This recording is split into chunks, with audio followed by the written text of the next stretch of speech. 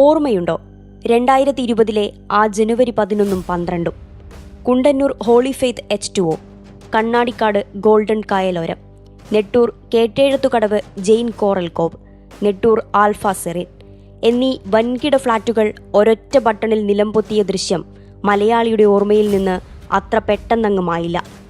തീരദേശ നിയമം ലംഘിച്ചതിന് സുപ്രീം കോടതി ഉത്തരവ് പ്രകാരം മരടിലെ ഫ്ളാറ്റുകൾ നിലംപൊത്തിയിട്ട് 5 വർഷം പിന്നിട്ട് കഴിഞ്ഞു.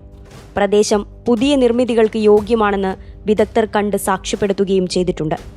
എന്നാൽ കേരളത്തിൽ മരട് ആവർത്തിക്കുകയാണ്. വീണ്ടും ഒരു ഫ്ളാറ്റ് പൊളിക്കലിനാണ് കൊച്ചി സാക്ഷിയാകാൻ പോകുന്നത്.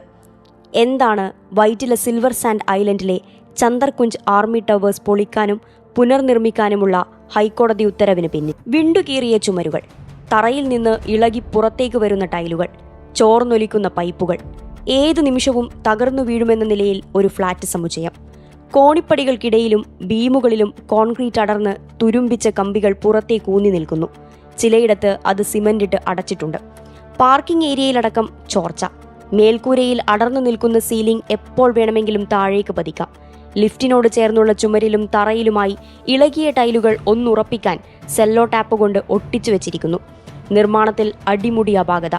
പരിതാപകരമാണ് ചന്ദർകുഞ്ച് ആർമി ടവേഴ്സിലെ ഈ ഫ്ളാറ്റുകളുടെ സ്ഥിതി. A, B, C എന്നിങ്ങനെ 3 ടവറുകളാണ് ഫ്ളാറ്റ് സമുച്ചയത്തിലുള്ളത്. 3 ടവറുകളിലായി ആകെ 264 അപ്പാർട്ട്മെന്റുകൾ. വാസയോഗ്യമല്ലാത്ത തരത്തിൽ അപകടാവസ്ഥയിലുള്ളത് B, C എന്നിങ്ങനെ 2 ടവറുകൾ. 29 നിലകളുള്ള ഈ 2 ടവറുകളുമാണ് പൊളിക്കാൻ കോടതി ഉത്തരവിട്ടത്.